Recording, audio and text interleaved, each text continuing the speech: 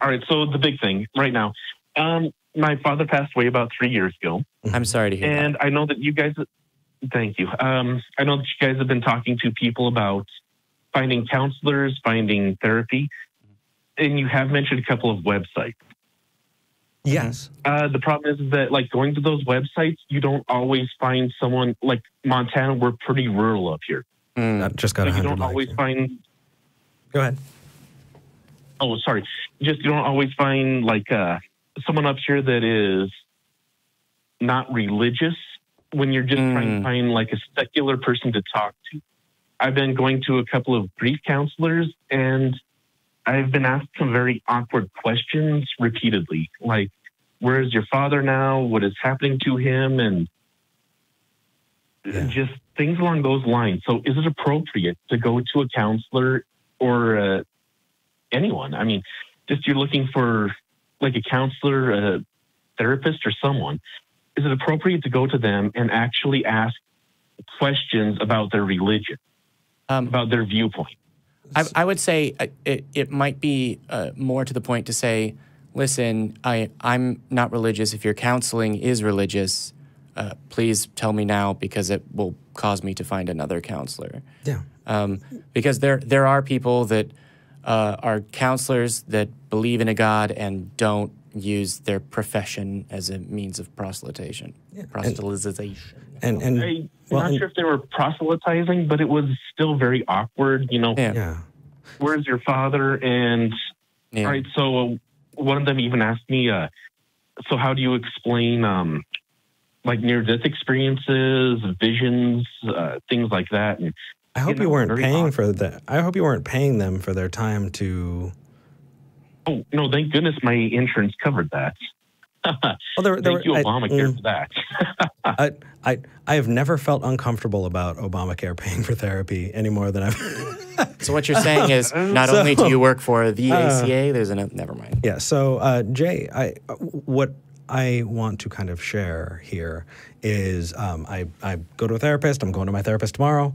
I highly suggest everybody do.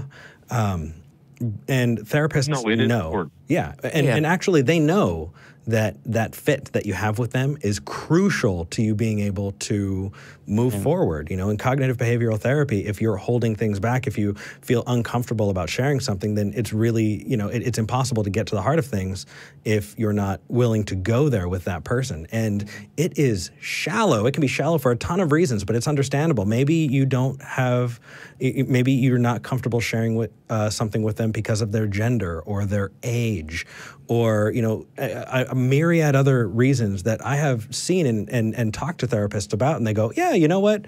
They came in and they really have found that they don't feel comfortable talking to an older man. And so they're looking for somebody who's not that so that they can talk. And good therapists are totally understanding. You know, that's why we need to have so many different therapists so that we can kind of meet those needs.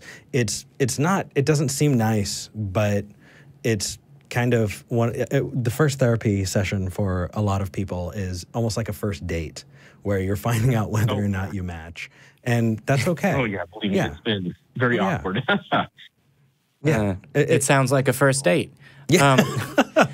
But it's necessary. So the Secular Therapy Project is a good thing. It may not have as many resources in your state. I don't know that Recovering from Religion has broad programs. I'm also kind of curious what professional standards there are for therapy, if any, that can... I don't know. Just, again, you guys were like the secular what? The Secular Therapy Project. Yeah. Which I have so that was something that you guys have mentioned. So I was kind of looking into that. But again, in Montana, that's a bit more rare. Again, we're a huge state, and we have only 1 million people in the whole state. So yeah. But a lot of therapists are happy to do an appointment over the phone or via Skype. And it's actually come to my attention that we need more therapists in the Secular Therapy Project. There are some places where it's sparse or they don't take all of, you know, everybody's insurances. We need more people in it. Jay, I'm just going to kind of use this as a call to action. If you are a therapist they don't out you. You're not put on a public list. So don't worry about getting blacklisted in your community. They are very careful with your information and trying to put you together with somebody that you can help. Please, please consider becoming part of the Secular Therapy Project. They really do vet their therapists, and it's needed. Yeah, when you said that, I realized, wait a minute, I know a licensed therapist, and 99% sure they're not a part of the project, and that's going to be the next conversation I have with them. But yeah, well, actually, I know of a therapist who told me about how rigorous the process actually was, and that gave me a lot of confidence. They were like, "Holy crap! I thought it was going to be, easy." And nope. Do you believe in a God? No. I'm holding this Bible. Are you happy or sad? No, they go into different therapies and processes and all of these different frameworks to make sure that we're using evidence-based. Evidence-based therapies. I was trying to find a different word so I don't repeat, but whatever. Okay.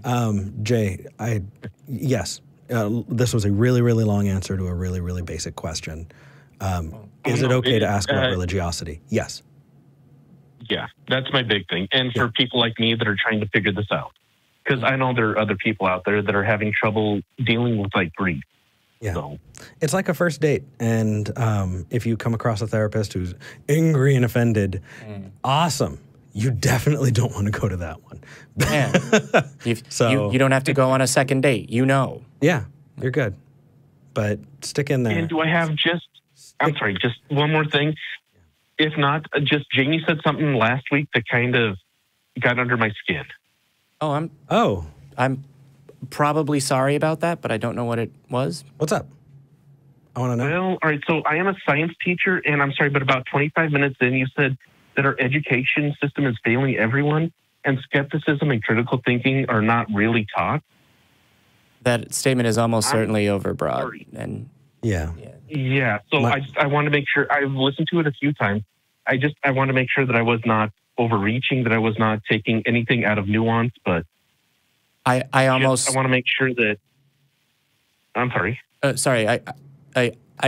Well, I'm going to let you finish, but and I'm not going to say anything about Beyonce. But what I will say is, I definitely made a statement that broad. I don't have to watch back the episode to know that I almost certainly said something about that, because it's a statement about policy, and I make those statements way too much. I was going to say too simply to address it. So. At the very least, let me correct this and say there are millions of fantastic teachers out there that help students. I've certainly had a whole bunch of them, and that to any degree that you can criticize the American education system, the most faults will be found in administering it and how children are enrolled in which schools and which children have their schools closed. So I don't mean to fault teachers, and I'm almost certain that I said something about curriculum where critical thinking isn't taught. I don't know exactly what your response is going to be, but probably it is in many cases. I don't know specifically. Actually, I'm sorry, as an educator, it's not just on the education system. Right. As an educator, I cannot sit down with 120 students a day, hold their hand and write out their notes for them. And I cannot, I've mailed out worksheets to parents and not getting them back. So it kind of just comes down to, it's not the education system entirely. It goes all the way down from students to parents to teachers to the highest secretary of the education right now. And I know you guys are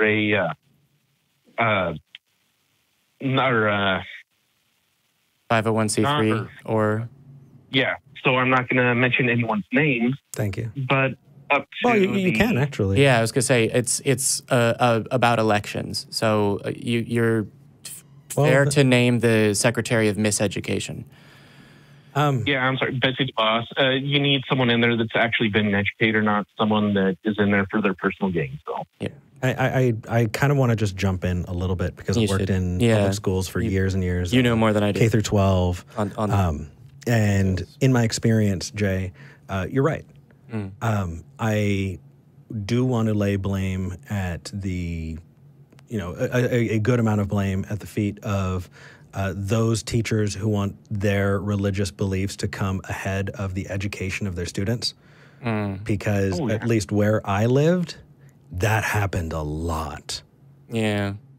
And I think that we as a society are failing children when we don't address it.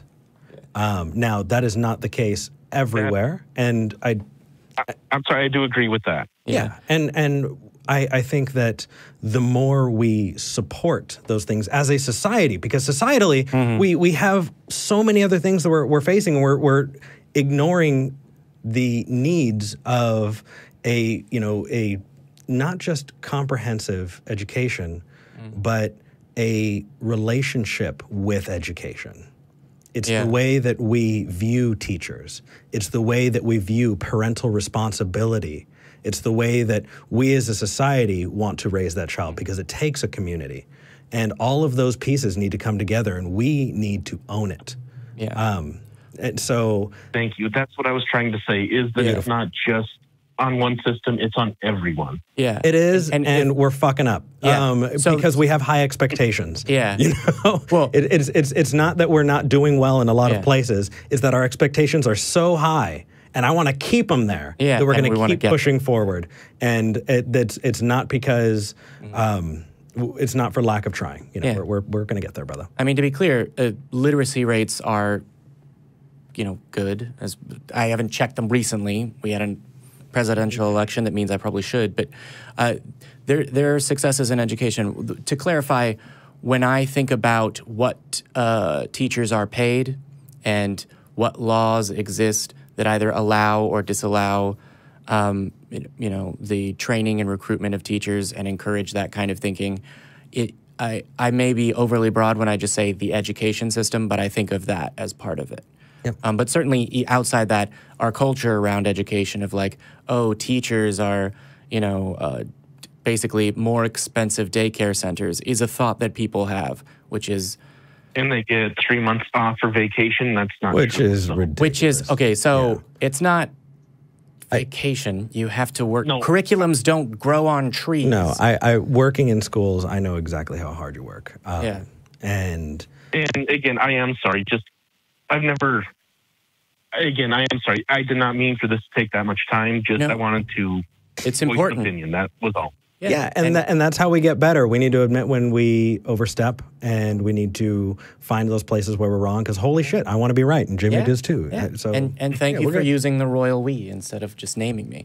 I screw up all the time. Well, yes, but in this instance, this is on me. Thank you. Yeah, if you hadn't called in, the clarification wouldn't have been there. There would have just been an incendiary statement by me on the air without sufficient context. So cheers. Thank you for making us better. I hope I wasn't rude about it. No, you're good. You're good. Fantastic. Take care, brother.